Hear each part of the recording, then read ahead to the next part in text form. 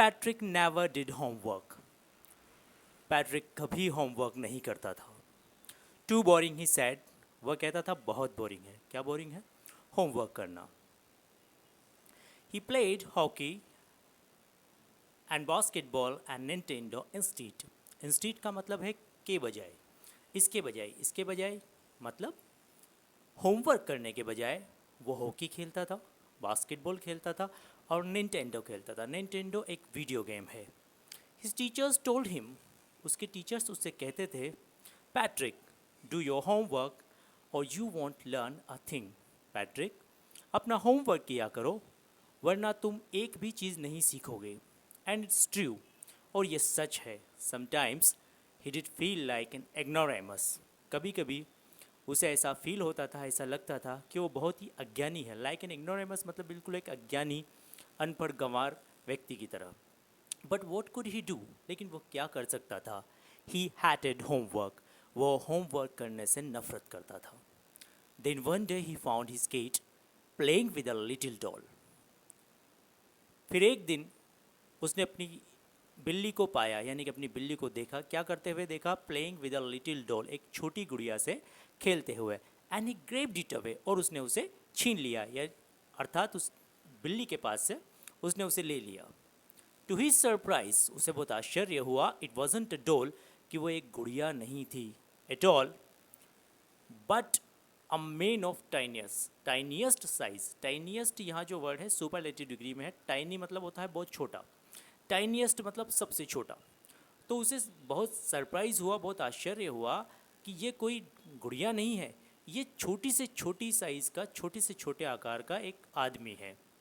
He had a little wool shirt with old-fashioned breeches and a high tall hat much like a witch's.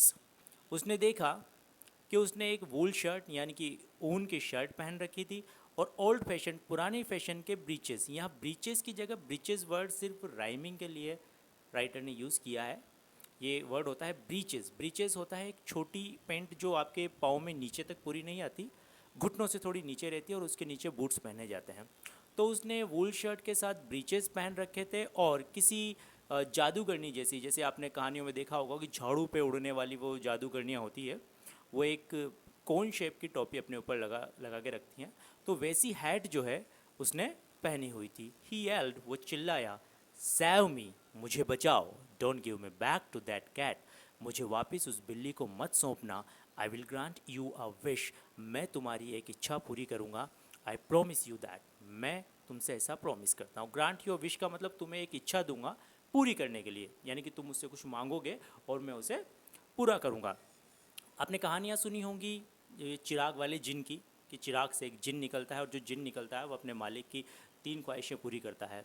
Same वैसे ही यहाँ पर जो एक बौना आदमी है, जो छोटा सा आदमी है, उसने पैट्रिक से ये वादा किया कि अगर तुम मुझे इस बिल्ली से बचाओगे तो मैं तुम्हारी कोई एक इच्छा पूरी करूँगा। Patrick couldn't believe how lucky he was. Patrick विश्वास नहीं कर सकता था कि वह कितना भाग्यशाली था। Here was the answer to all his problems, यहाँ पर उसकी सारी समस्याओं का जवाब था, उत्तर था। उसकी समस्या क्या थी? होमवर्क करना। सो ही सैड, इसलिए उसने कहा, only if you do all my homework till the end of the semester, that's 35 days। उसने कहा कि केवल तभी मैं तुम्हें बचाऊंगा अगर तुम मेरा सारा होमवर्क कर दो सेमेस्टर ख़त्म होने से पहले, और जो सेमेस्टर है वो अब 35 days, 35 दिन का बचा है। If you do a good enough job I could even get A's, और यदि तुम बहुत अच्छा काम करो, इनफ जॉब मतलब काफ़ी अच्छा काम अगर तुम करते हो तो मुझे ए ग्रेड भी मिल सकता है। The little man's face wrinkled like a dish cloth thrown in the hamper. जब हम किसी चीज़ को पसंद नहीं करते तो हम अपना मुंह अजीब सा बिगाड़ लेते हैं, सिकोड़ लेते हैं। तो उस छोटे आदमी ने अपना मुंह वैसे ही सिकोड़ लिया जैसे थाली साफ़ करने के कपड़े होते हैं, आजकल टिश्यू पेपर्स चलते हैं, तो वो बिल्कुल सिकड़े हुए रहते हैं। तो उस सिकड़े हुए कपड़े की तरह, जो कि हैम्पर में फेंक दिया जाता है, तो हैम्पर में किसी सिकड़े हुए कपड़े की तरह उसका मुंह हो गया। ही किक्ड हिज लेग्स, उसने अपनी टांगों को इस तरह से किया जैसे हम टांगे मारते हैं किसी को, जैसे छोटे बच्चे होते हैं वो जब किसी चीज़ को पसंद नहीं करते, ज़िद करते हैं तो अपनी टांगें फेंकते हैं। तो उसने अपनी लेग्स को किक किया, टांगों को किक किया, डबल हिज फिस्ट, और अपनी मुट्ठियाँ उसने डबल कस ली। And he grimaced and scowled. Grimaced and scowled का मतलब है जब कोई चीज़ हमें पसंद नहीं आती और हम बहुत अजीब सा मुंह बनाते हैं, तो उसने अपना मुंह बनाया, कह सकते हैं कि मुंह बिगाड़ा, एंड पर्स्ड हिज लिप्स। ओ, और अपने होठों को अजीब सी आकृति में पर्स्ट करते हुए कहा, oh I am cursed but I will do it. ओह, मैं शापित हूँ। शापित किस बात का? कि उसे मजबूरी में होमवर्क जैसा काम करना पड़ रहा है जो खुद उस छोटे आदमी को भी नहीं आता था। तो उसने कहा कि मैं शापित हूँ but I will do it, लेकिन मैं ऐसा करूँगा। In true to his words, वो अपने वादे का पक्का था। दैट लिटिल एल्फ, उस छोटे एल्फ ने, एल्फ मतलब होता है एक छोटा बोना आदमी, जहाँ पर आप अपनी बुक में इसकी पिक्चर देख सकते हैं, इस वीडियो में आप देख सकते हैं, ऐसे बोने आदमी को हम एल्फ कहते हैं। In true to his words the little elf began to do Patrick's homework, और अपने वादे का पक्का होने से उस छोटे एल्फ ने पैट्रिक का होमवर्क करना शुरू कर दिया। Except there was one glitch, इसके अलावा वहाँ एक गड़बड़ थी। एक्सेप्ट मतलब इसके अलावा। ग्लिच एक गड़बड़ थी। क्या गड़बड़ थी? The elf didn't always know what to do and he needed help. Elf को हमेशा पता नहीं होता था कि करना क्या है, और उसे हेल्प की ज़रूरत पड़ती थी। Help me he would say, वो बार बार कहता था हेल्प मी, मेरी सहायता करो, मेरी सहायता करो। And Patrick would have to help, और पैट्रिक को हेल्प करनी ही पड़ती थी, इन वॉट एवर वे, किसी भी तरीके से। I don't know this word, the elf squeaked while reading Patrick's homework. जब पैट्रिक का होमवर्क पढ़ता रहता था तो एल्फ कहता था कि मैं ये वर्ड नहीं जानता, ये शब्द नहीं जानता। गेट मी अ डिक्शनरी, मुझे एक शब्दकोश यानी कि डिक्शनरी ला के दो। No, what's even better, look up the word and sound it out by each letter. कि नहीं, इससे बढ़िया ये होगा कि तुम उस वर्ड को डिक्शनरी में देखो या खुद उसे पढ़ो, और एक एक लेटर, एक एक वर्ण तुम मुझे पढ़ के बताओ। When it came to maths, जब मैथ्स की बारी आई, Patrick was out of luck. Patrick का खुद का भी भाग्य बहुत खराब था, यानी कि मैथ्स में पैट्रिक बहुत कमज़ोर था। कहने का तात्पर्य यहाँ ये है। What are टाइम्स टेबल्स, ये पहाड़े वगैरह क्या होते हैं? द एल्फ श्रिक्ड, वो जो एल्फ है वो अजीब सी आवाज़ में चिल्लाया। वी आज नेवर नीड दैट, कि हम एल्फ्स को तो कभी ऐसी चीज़ की ज़रूरत पड़ती ही नहीं है। And addition and subtraction and division and fractions, और ये जोड़ना, घटाना, भाग देना, भिन्न जो हम सोल्व करते हैं, बटा के जो संख्याएं होती है। Here sit down beside me, यहाँ आओ और मेरे बगल में बैठ जाओ। You simply must guide me, तुम्हें बस मुझे गाइड करना है कि ये जो जोड़ बाकी गुणा भाग है ये सब कैसे किए जाएंगे। Elves know nothing of human history, कि एल्व्स तो ह्यूमन की यानी कि मनुष्य की हिस्ट्री के बारे में कुछ नहीं जानते। To them it's a mystery, उनके लिए तो ये एक मिस्ट्री है, एक रहस्य है। So the little elf already a shouter just got louder, तो वो जो लिटिल एल्फ यानी कि छोटा एल्फ था, जो पहले से एक शाउटर था यानी कि चिल्लाने वाला था, चिल्ला चिल्ला के बातें करता था, जस्ट गोट लाउडर, वो और ज़्यादा तेज़ आवाज़ में चिल्लाने लगा। गो टू द लाइब्रेरी, जाओ लाइब्रेरी में जाओ। आई नीड बुक्स, मुझे बुक्स की ज़रूरत है। मोर एंड मोर बुक्स, ज़्यादा से ज़्यादा बुक्स की ज़रूरत है। किसके लिए?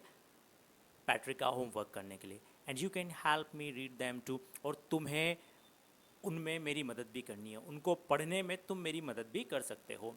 As a matter of fact, वास्तव में जो बात थी, every day in every way that little elf was a knack, कि वो जो लिटिल एल्फ था, रोज और रोज़ वो एक ऐसा व्यक्ति था जो किसी के लिए समस्याएं पैदा कर देता है। यानी कि वो बार बार पैट्रिक से कहता था कि ये करना है, वो करना है, इसमें हेल्प करनी है, उसमें हेल्प करनी है। तो ऐसी व्यक्ति के लिए यहाँ नैग वर्ड आया है। Patrick was working harder than ever, Patrick ज़्यादा से ज़्यादा मेहनत कर रहा था जो भी उसने अब तक की थी, यानी कि अब तक वो जितनी मेहनत कर पाता था उससे भी बहुत ज़्यादा वो मेहनत कर रहा था।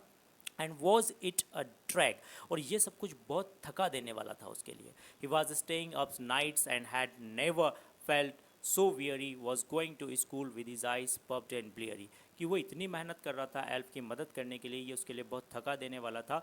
तो बिल्कुल वियरी और ब्लियर, ये जो यहाँ पर वर्ड आया है, मतलब वियरी का मतलब इतना वो थक गया था, इतना थका देने वाला था उसको, कि जब वो स्कूल जाता था सुबह तो उसकी आंखें फूली रहती थी। जब कभी आप रात भर जाग के काम करते हो तो आपकी आंखें थोड़ी सी सूज जाती है, चेहरे पे अजीब से हाव भाव नज़र आते हैं।